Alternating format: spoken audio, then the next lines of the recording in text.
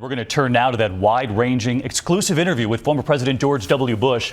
Diane sitting down with the former president and Mrs. Bush. Diane? Thank you so much, David. I'm back here in Dallas. We're at the George W. Bush Library, and he and Mrs. Bush are going to weigh in on the news and their lives in private as the library is about to open. He has been off stage, away from reporters, in silence, but tonight he sits with Mrs. Bush as we ask him about everything from terrorism to Iraq to the next presidential election. Mr. President, great to be interviewing you again. Did you miss all of us? No. Well, I miss you as a person, but not as I don't miss your profession. Why am I not surprised by that? Well, you know, I had all the fame I needed. I've decided to stay out of the limelight because, one, I'm comfortable with that decision, and two, I don't really want to undermine our president. And frankly, the only way for me to generate any news is to either criticize the president or criticize my party. I'm not interested in doing either. The former president remembering what it is like in the crucible. Last week, the president of 9/11 watching the president of the bombings in Boston. The terrorism in Boston. Yeah. Many people have wondered if it took you right back to 9/11 when you heard it. I was deeply concerned that this could have been, another highly organized attack on the country. And it still may be. Again, I don't know the facts, but I do know that it's really hard to protect the homeland. Those who want to do harm only have to be right one time, and we have to be right 100% of the time. Whether it be that or the explosion at West Texas, I mean, it harkened back the days where you become the comforter in chief. In other words, you try to help heal souls that are hurting. And chart the future. A year and a half after 9/11, he ordered the U.S. invasion of Iraq. The museum acknowledges no weapons of mass destruction were found. Iraq. I noticed that you say in the exhibit, no stockpiles of weapons of mass destruction were found. Right. So we're just laying out the facts, and that was a fact. 58% of the people saying it was not worth it in their view. I can't remember the numbers, but 58% of the people initially said it was worth it.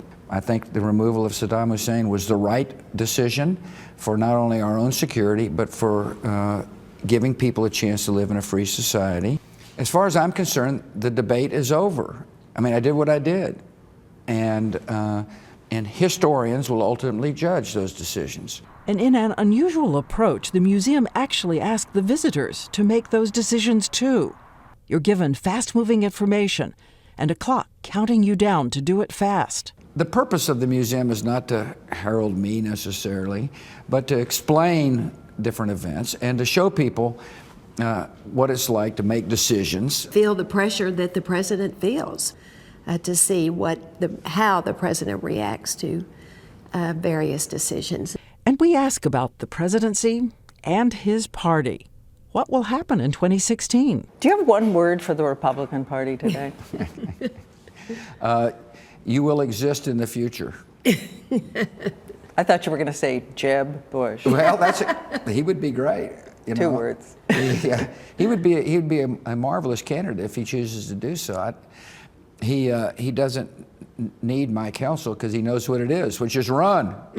Your brother versus Hillary Clinton? Well, it'd be a fantastic photo. I'm fascinated by all the gossip and stuff that goes on, but the field won't become clear till after the midterms.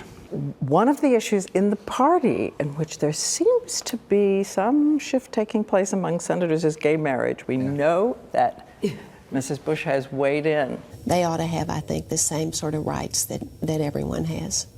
I'm not ready to weigh in? No, but thank you for trying. Not going to say if you've changed your position too? I am not weighing in on issues. I mean, see, you're either in or out. And I understand your job, and you're doing a fine job of doing your job. But I've really made the decision to not be a part of dealing with these current issues. For now, he's steeped in private life, a new granddaughter, Mila. So is it going to be grandma and granddad? Is it going to be... We don't know yet, really. George wants to be called Jefe, boss. El Jefe. El Jefe. Holding that little child was one of the great joys of my life. I remember holding Barbara and Jenna when they were born, and there's a picture in the museum that memorializes that moment. An 11-day-old granddaughter and an 88-year-old father. The central statue at the museum is the two of them. Through our windows Yeah. from the back, Yeah, we can see the statue you commissioned. It's the two of you. it is. I wouldn't be sitting here without his unconditional love, and it gives me great comfort to know that he will be by my side for eternity. And as the museum is opened, and there are 4 presidents, Sure will be. and you are looking out, what are you going to be thinking? One, how blessed I am. And it's not going to be all that long that I will be going to President Obama's library and museum dedication.